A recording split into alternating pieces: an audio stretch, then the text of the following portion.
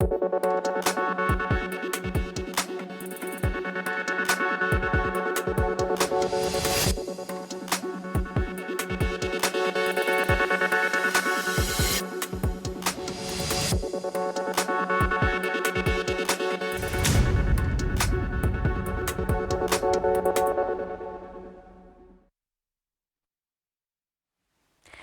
जन उत्तराखंड में आप सभी का स्वागत है। मैं हूं आपके साथ स्फूर्ति सिंह। सबसे पहले नजर हेडलाइंस पर। उत्तराखंड मुख्यमंत्री पुष्कर सिंह धामी ने दिल्ली में पीएम मोदी से की मुलाकात। बाबा नीम करोली महाराज की प्रकृति से उत्पादित चावल के भेंट, विभिन्न योजनाओं से करवाया अवगत।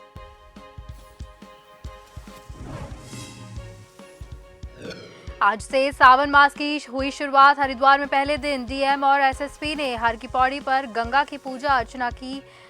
कांवड़ मेले का किया शुभारंभ।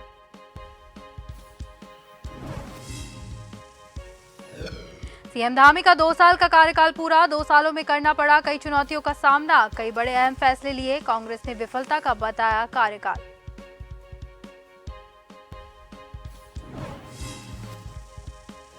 स्टिंग प्रकरण की सुनवाई में 3 नेताओं के अधिवक्ता हुए पेश। कोर्ट की अगली सुनवाई 15 जुलाई को। सीबीआई की स्पेशल कोर्ट में है मामला।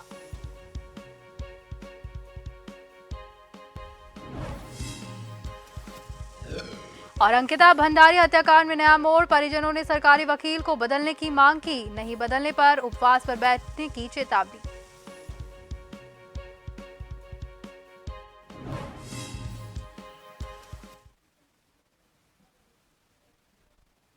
और अब खबरें विस्तार से। आज नई दिल्ली में उत्तराखंड के मुख्यमंत्री पुष्कर सिंह धामी ने पीएम मोदी से मुलाकात की। इस अवसर पर उन्हें बाबा नीम करोली महाराज के प्राकृतिक एवं उत्तराखंड में उत्पादित चावल भेंट किया। पीएम मोदी ने Kichha Khatima railway station project के लिए स्वीकृति प्रदान करने का अनुरोध किया।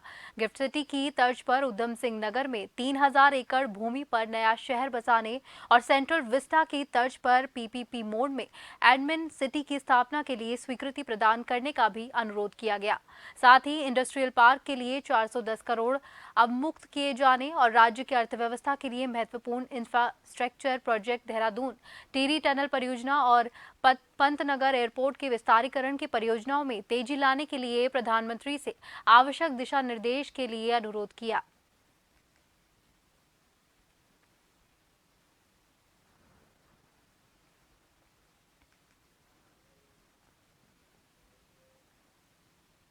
सावन का आज पहला दिन है, जिसको लेकर आज जिलाधिकारी हरिद्वार धीरज सिंह गब्रियाल और एसएसपी अजय सिंह द्वारा संयुक्त रूप से हर की पौड़ी पहुंचकर मां गंगा की पूजा अर्चना और दुग्धाभिषेक कर विधिवत रूप से कांवड़ मेला 2023 का शुभारंभ किया गया।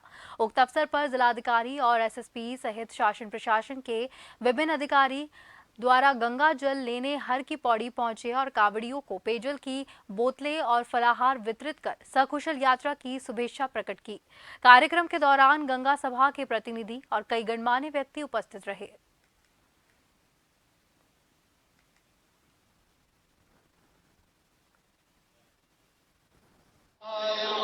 हम लोगों ने गंगा मैया से आशीर्वाद मांगा है कि कांवड़ यात्रा हमारी जो स्टार्ट हो गई है अब वो निर्विघ्न रूप से संपन्न हो और सोमवती अमावस्या का जो स्नान होगा बिना किसी परेशानी के अपना पूर्ण हो जाए।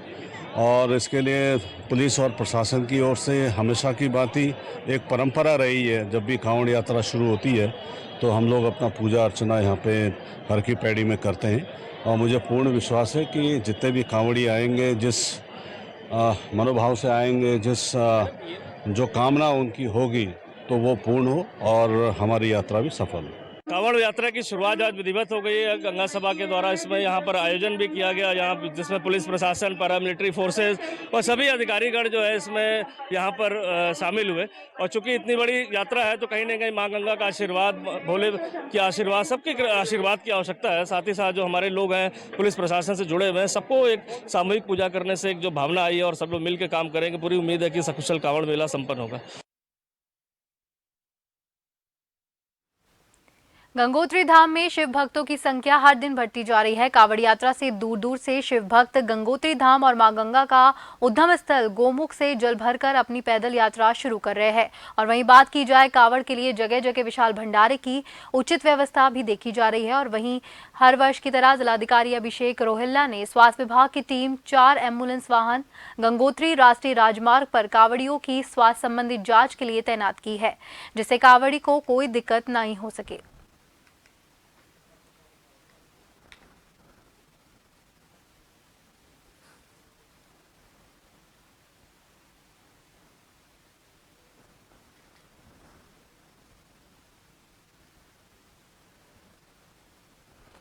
उत्तराखंड में आज से कावड़ यात्रा शुरू हो चुकी है, लेकिन इस बार कावड़ यात्री अपनी बाइक से साइलेंसर नहीं निकाल पाएंगे। पुलिस विभाग ने ऐसे बाइक चालकों से सख्ती से निपटने की योजना बनाई है। पुलिस महानिदेशक अशोक कुमार का कहना है कि बाइक से साइलेंसर निकालकर अत्यधिक ध्वनि प्रदूषण होता है।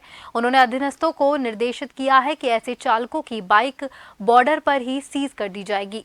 इसको लेकर बॉर्डर में बोर्ड क्षेत्र की थाना चौकियों को अलर्ट कर दिया गया है।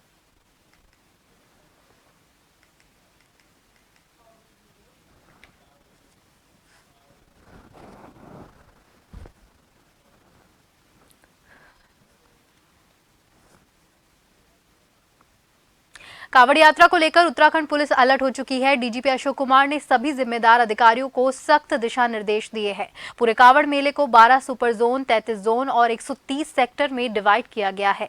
डीजीपी अशोक कुमार ने बताया कि हरिद्वार आने वाले कावड़ियों को किसी तरह की परेशानी ना हो, इसके लिए लगातार कोशिशें की जा रही है।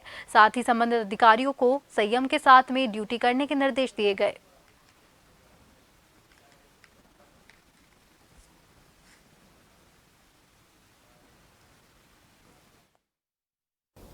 साइलेंसर निकाल करके आते थे, तो ऐसे में पिछले साल एक आगजनी की घटना हुई, क्योंकि गाड़ी फिर उनकी गर्म हो जाती है तो उसमें फिर आग लग गई थी अपने आप ही। तो ऐसा ना होने पाए, तो इस बार जो लोग बिना साइलेंसर के आएंगे, साइलेंसर निकाल करके आएंगे, उनकी गाड़ियों को चालान कर देंगे, उनको सीज कर देंगे। ये भी हमने कल निर्णय लिया, सबको निर्देश दें इसको सख्ती से लागू करने के। बाकी भी जो जैसा मैंने कहा कि पूरे क्षेत्र को हमने 12 सुपर जोन, 33 जोन और 130 सेक्टर्स में बांटा है।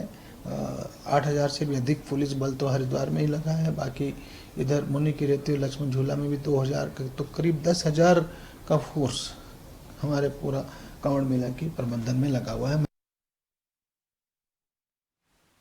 लोहाघाट के प्रसिद्ध मां भगवती मंदिर देवीधार में चल रहे 24वें 5 दिवसीय देवी महोत्सव का क्षेत्र के 3 गांव से निकली मां भगवती और महाकाली की डोला रथ यात्रा के साथ देवी महोत्सव का भव्य समापन हुआ। हजारों की संख्या में देवीधार पहुंचे भक्तों ने मां का आशीर्वाद लिया।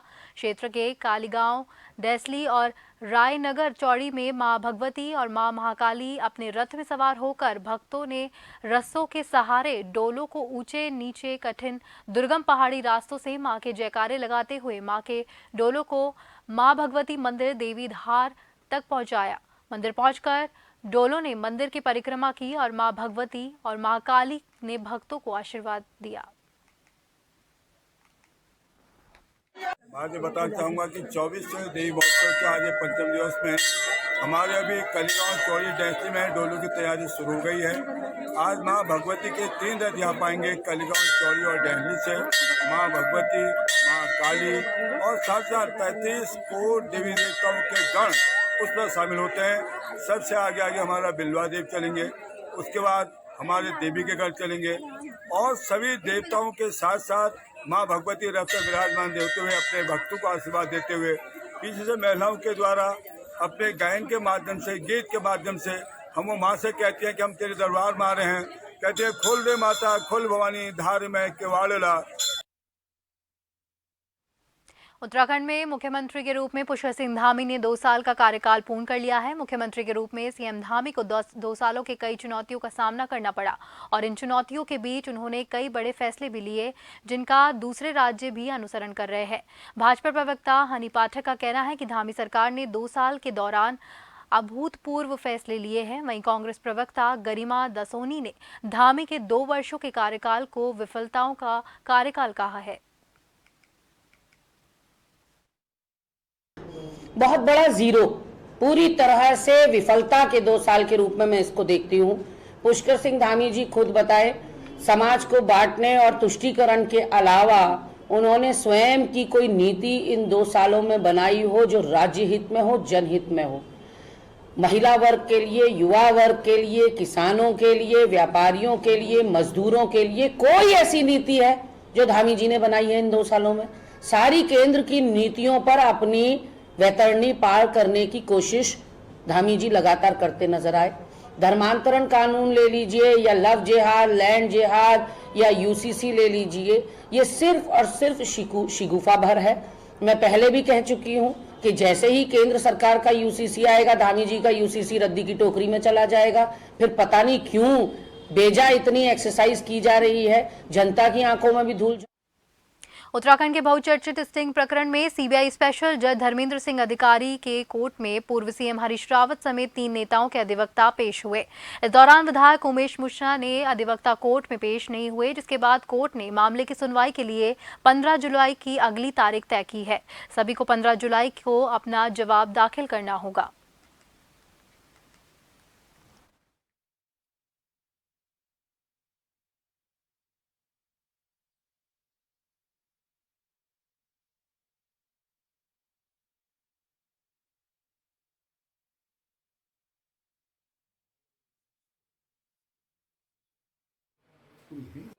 देखिए, माननीय सीबीआई न्यायालय द्वारा आज के लिए सम्मन दिया गया था।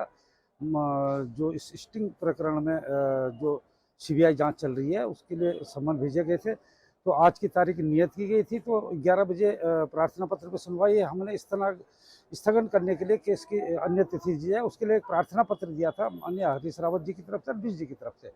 तो उसमें हमारे द्वारा कहा गया कि अभी इसमें हमने कई कागजात दाखिल करने, जो पहले भी हमारे माननीय उच्च न्यायालय नैनीताल में चल रहा था, वो भी कागजात दाखिल करने हैं, तो इसलिए हमें समय दिया जाए। खबरों में वक्त हो गया है एक छोटे से ब्रेक का, जल्द वापस लौटेंगे।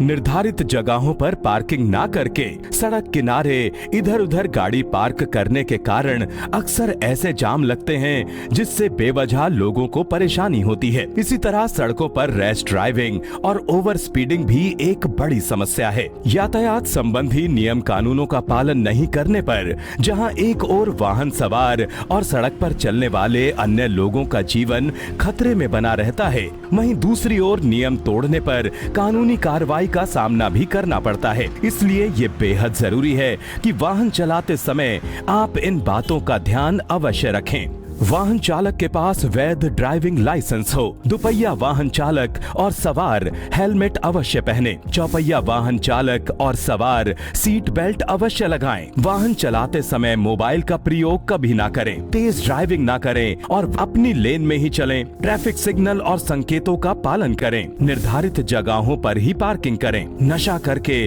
वाहन कभी ना चलाएं। दुनिया की सबसे बड़ी आबादी वाले देश भारत में सड़क दुर्घटना की स्थिति इतनी भयावह है कि हमारे देश में औसतन प्रति घंटे 18 लोग, प्रतिदिन 432 लोग और प्रति वर्ष 1.5 लाख से ज्यादा लोग सड़क हादसों का शिकार होकर अपनी जान गंवा देते हैं।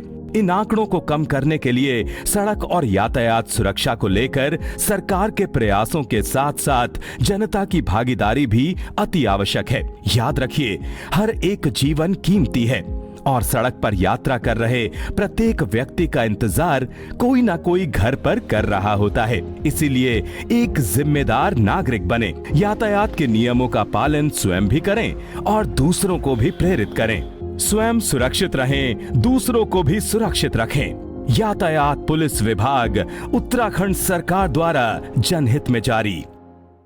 खबरें जो आप पर करती हैं सीधा असर, खबरें जिन पर होती है जनता की नजर, खबरें जिनकी तह तक पहुंचना है जरूरी और जो कसौटी पे हो पूरी। मुद्दा चाहे समाज से जुड़ा हो या फिर सियासत से, तभी वो बनती है खास खबर। खास खबर सोमवार से शुक्रवार शाम 6 बजे। चुनौती सच को सामने लाने की, निगाह हर हलचल पर, कसौटी पर खरी हर खबर, सामना हर झूठ का, संघर्ष जनता के मुद्दों का, खबर आपकी जिंदगी से जुड़ी, विश्वास आपका हम पर। जन टीवी, जन जन की आवाज।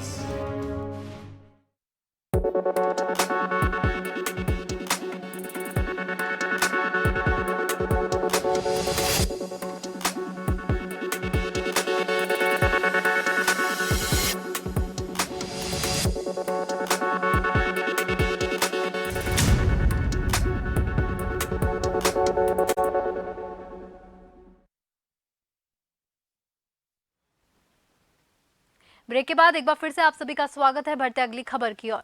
रुड़की की नहर पटरी सोलानी पार्क के पास समर्पण जन कल्याण संगठन के 24वें कांवड़ सेवा शिविर का उद्घाटन किया गया, जिसमें मुख्य अतिथि के तौर पर पूर्व कैबिनेट मंत्री मदन कौशिक, विधायक प्रदीप बत्रा और विधायक उमेश कुमार मौजूद रहे।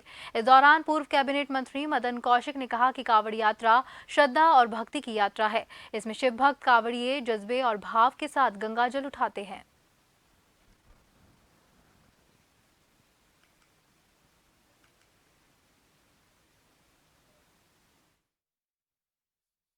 देखिए, ये जो श्रद्धा और भक्ति की यात्रा होती है, ये एक जज्बे की और भाव की यात्रा है।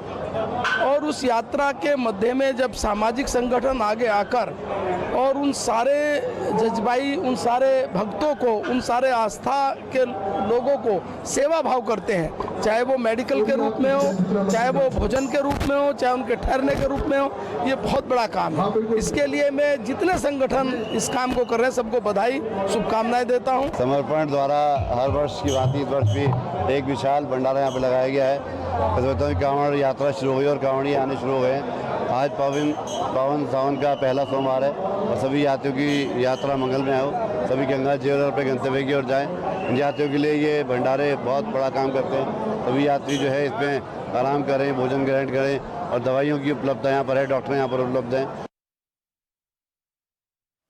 आजादी के 75 साल पूरे होने पर वन विभाग ने इसको यादगार बनाने के लिए 15 अगस्त के दिन उत्तराखंड के 1800 गांवों को चिन्हित किया है। वन विभाग 15 अगस्त के दिन इन 1800 गांवों में प्रत्येक गांव में 75-75 पौधे लगाने का संकल्प लिया गया है। सूबे के वन मंत्री सुबोध उनियाल ने बताया कि इस बार 15 अगस्त के दिन 1800 गाँव में 75-75 पौधे लगाए जाएंगे। साथ ही साथ लोगों को पौधे लगाने के लिए जागरूक भी किया जाएगा।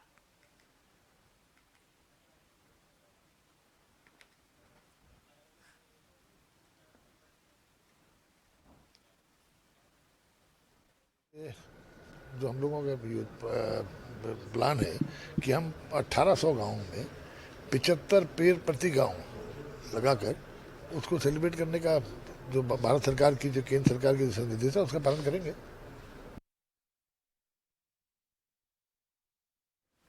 उत्तराखंड के बहुचर्चित अंकिता भंडारी हत्याकांड में अब नया मोड़ आ गया है। अंकिता भंडारी के परिजनों ने सरकार से सरकारी वकील को बदलने की मांग उठाई है। वहीं अपनी बेटी के लिए न्याय की आस के लिए बैठे मां बाप अब हताश हो चले हैं और उन्होंने आत्मदाह की चेतावनी दे डाली है। ऐसे में उत्तराखंड के पूर्व मुख्यमंत्री हरीश रावत का बयान सामने आया है और कहा है कि सरकार ने यदि सरकारी वकील नहीं बदला तो इसके विरोध में वह कोटद्वार में अगली सुनवाई पर उपवास में बैठेंगे।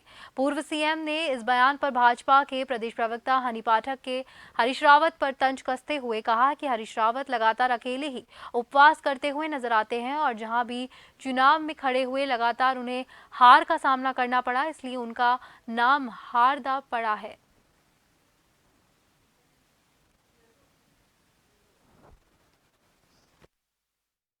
देखिए, हरीश रावत जी लगातार उपवास और अलग अकेले ही उपवास करते नजर आते हैं, क्योंकि उन्होंने हर जगह जहां जहां चुनाव में खड़े हुए लगातार हार का ही सामना करना पड़ा है, इसलिए उनका नाम हारदा ही रखा गया है।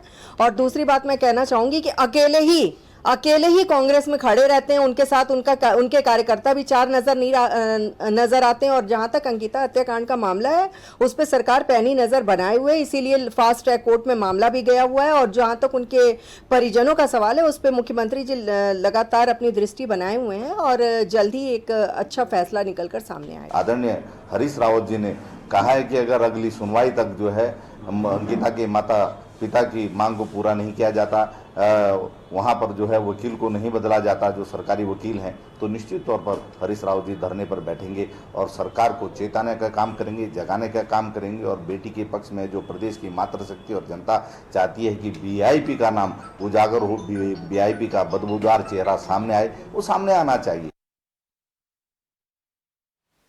उत्तराखंड एसटीएफ के हाथ में बड़ी कामयाबी लगी है। एसटीएफ ने बिहार से 1 लाख के इनामी बदमाश फुरकान को गिरफ्तार किया है। हरिद्वार के थाना क्षेत्र लक्सर में 16 अक्टूबर 2022 को एक सुनार से लूट के दौरान आरोपी के द्वारा चीता पुलिस पर फायरिंग की गई और फायर हो गए। यहाँ पे से जो फायरिंग करने वाले आरोपी थे वहां से फरार हो गए, जिसमें से पुलिस ने 3 आरोपियों को गिरफ्तार कर लिया था। एक काफी सनसनीखेज घटना का कांड हुआ था, जिसमें कि लूट के इरादे से 5 बदमाश आए थे और जब चीता पुलिस कर्मियों द्वारा उनको रोकने का प्रयास किया गया था तो उनके द्वारा 2 पुलिस कर्मियों पर फायर किया गया था, जिनमें उनको गंभीर चोटें आई थी। तो इस केस में 2 जो मुलजिम हैं वो अभी तक एब्सकॉन्डिंग चल रहे थे। दोनों के ऊपर 1-1 लाख रुपए का इनाम था। तो हमारी जो एसटीएफ की टीम है लगातार इसमें लगी हुई थी, पिछले 3 महीने से काम कर रही थी इनको पकड़ने के लिए। और उसी क्रम में एक अच्छी सफलता, बड़ी सफलता एसटीएफ की टीम को हासिल हुई है, जिसमें कि जो फुरकान है जो कि मेन इसमें अक्यूज था जिसने पुलिस की टीम पर फायर किया था, उसको बिहार में भागलपुर से हमारी टीम ने अरेस्ट किया है। और लगभग पिछले 10-12 दिन से हमारी टीम वहीं पर भागलपुर में मौजूद थी और उस पर डेवलप किया जा रहा था यूनिट को, और फाइनली हमारी टीम को एक बड़ी सफलता हासिल। देहरादून के राजपुर रोड पर स्थित वन विभाग के मंथन सभागार में वन विभाग के अधिकारियों के साथ वन मंत्री सुबोध उनियाल ने बैठक की। इस बैठक में इस साल प्रदेश में किसी तरह ज्यादा से ज्यादा पौधे को लगाया जाए, उसको लेकर रणनीति तय की गई। साथ ही इस अवसर पर यह भी निर्णय लिया गया कि इस बार वन विभाग जो भी पौधे लगाएगा वह किसी भी प्राइवेट नर्सरी से पौधे नहीं लेगा। साथ ही इस अवसर पर वन मंत्री सुबोध उनियाल ने कहा कि इस बार सरकार 15,000 हेक्टेयर भूमि पर करीब 1.5 करोड़ पौधे लगाने का लक्ष्य रखा गया है।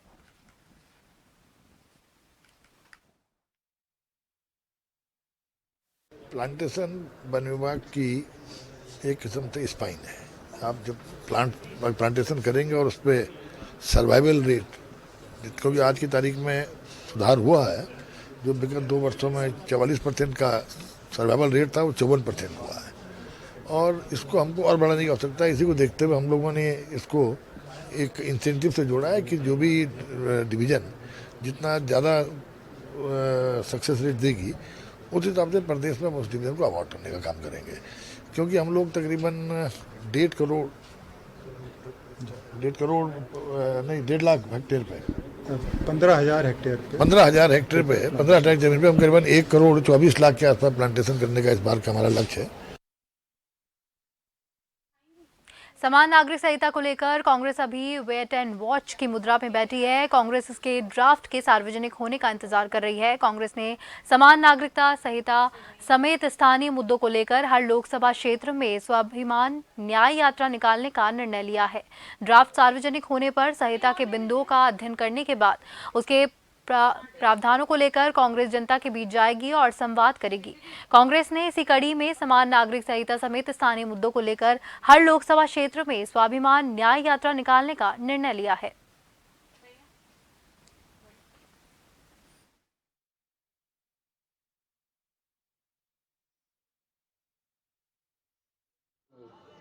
देखिए, कांग्रेस पार्टी का जो रवैया है वो तुष्टीकरण का रवैया है। वो देश हित में, देश के व्यापक हित में कहीं कोई सोच नहीं रही है, ना ही कोई उसको इस चीज़ की ज़रूरत महसूस हो रही है। समान नागरिक संहिता देशवासियों के व्यापक हित में है। अपने उत्तराखंड सरकार ने जो इसकी पहल की है, जो शुरुआत की है, और उत्तराखंड राज्य पहला समान नागरिक संहिता लागू करने वाला राज्य बनने वाला है, इसका भी उनको मान और सम्मान करना चाहिए। वो जिस तरीके से बात कर रहे हैं उन बातों का कोई आधार नहीं है। जो समान नागरिक संहिता राज्य सरकार लेकर आ रही है और जिस समान नागरिक संहिता को लाने के बाद देश के प्रधानमंत्री नरेंद्र भाई मोदी जी ने कहा है, उस पर उनको भरोसा करना चाहिए। इसमें सभी पक्षों का ध्यान रखा गया है, ध्यान रखा भी जाएगा।